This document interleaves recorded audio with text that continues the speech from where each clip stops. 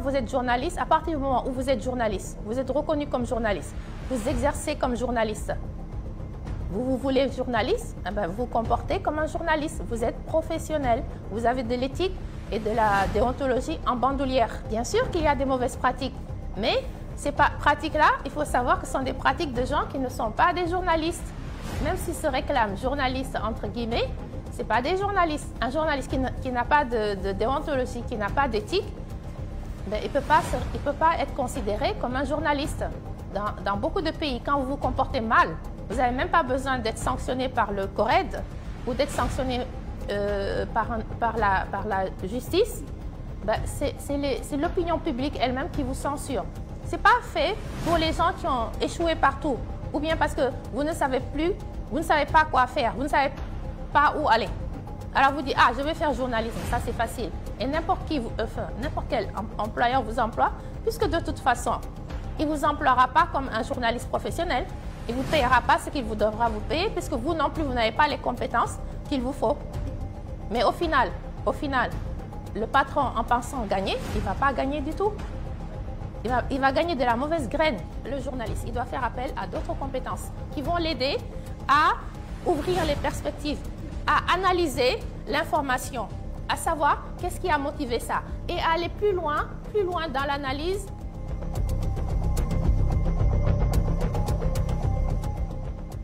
Vous n'avez pas accès à l'information, en fait, c'est ça. Évidemment, on n'attend pas que vous ayez accès à l'information. Mais après ça, le journaliste doit aller fouiller sur le terrain. Ça, c'est le travail de terrain. Une fois que vous avez vu les beaux tableaux de l'ITIE, et puis comment on appelle ça, leur rapport, après vous allez sur le terrain vérifier. Ça, c'est accessible aux journalistes. Mais de manière générale, l'accès institutionnalisé, l'accès légalisé à l'information, je ne pense pas que ça a encore été voté. Donc, déjà au départ, le journaliste a un problème d'accès à l'information. Dans d'autres pays, ben, les informations qui concernent les institutions sont accessibles à tout le monde. Et après, à vous, il y a toujours le travail de terrain après. Après, à vous d'aller fouiller.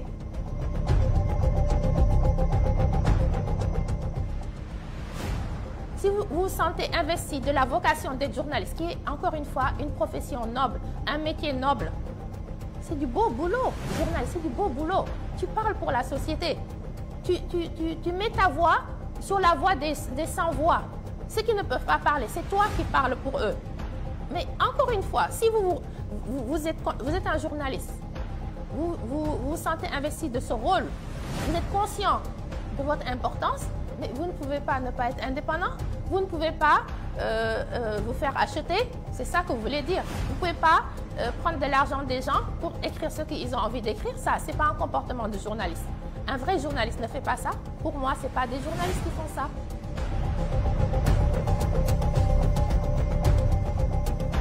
Le modèle économique qui a prévalu jusqu'à présent, ça ne marche pas.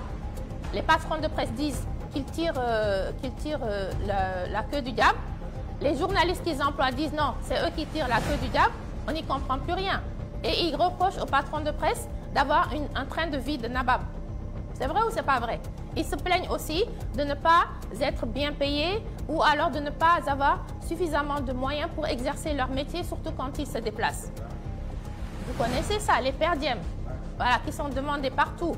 Oui, ça, il faut arrêter avec ce misérabilisme-là. Moi, je voudrais des journalistes qui soient comme les inspecteurs des impôts actuellement au pouvoir, qui vivent bien, qui ont de jolies maisons, des jolis terrains, etc., etc. Moi, je voudrais que les techniciens de la presse, des entreprises de presse, les techniciens, même les gardiens, tous ceux qui travaillent dans les entreprises de presse, ben, ils puissent vivre une vie valeureuse, qu'ils puissent gagner bien leur vie, qu'ils puissent nourrir leur famille, qu'ils puissent s'habiller bien et qu'ils ne soient plus obligés de dire « donne-moi un per diem ».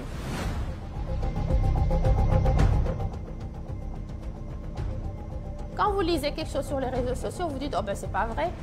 C'est pas... Les gens quand même, ils savent faire le tri entre ce qui est dit, écrit dans les réseaux sociaux et ce qui est réel.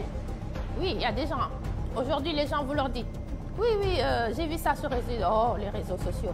Parce que comme je disais, les écrits ça reste, les verbes ça vole. Et vous ne pouvez pas comparer le digital avec l'écrit parce que le digital c'est rapide. Effectivement, les grands journaux se sont dotés de journaux digitaux qui interviennent à la même vitesse que les réseaux sociaux, hein, à la minute même. C'est ça en fait la différence. Les réseaux sociaux, c'est rapide, c'est tout de suite. C'est tout le monde qui peut faire journaliste sur réseaux sociaux. Mais ce n'est pas tout le monde qui a l'éthique et la déontologie en bandoulière. Ce n'est pas tout le monde qui a appris ça. Ce n'est pas tout le monde qui a été formé sur ce qu'il faut dire et ce qu'il ne faut pas dire. Parce que toute information n'est pas bonne à être donnée. Oui, si vous donnez une information qui va affoler tout le monde, qui va créer des incendies, des meurtres ou de la panique, ce n'est pas la peine de la donner. Et ça, tu l'apprends à l'école de journalisme.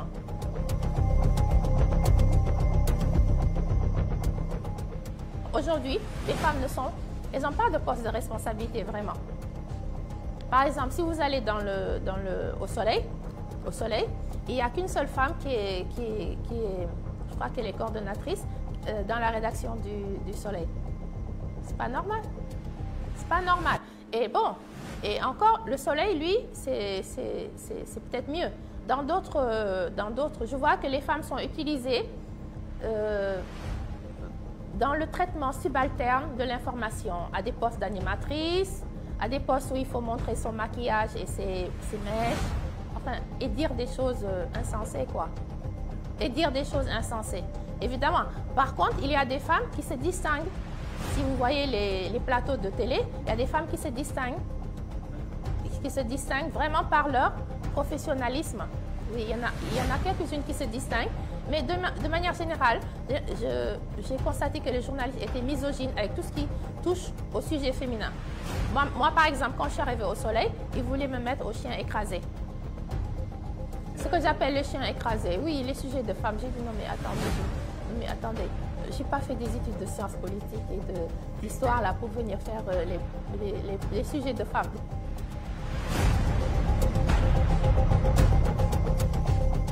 Perfectionnez-vous, soyez cultivez-vous.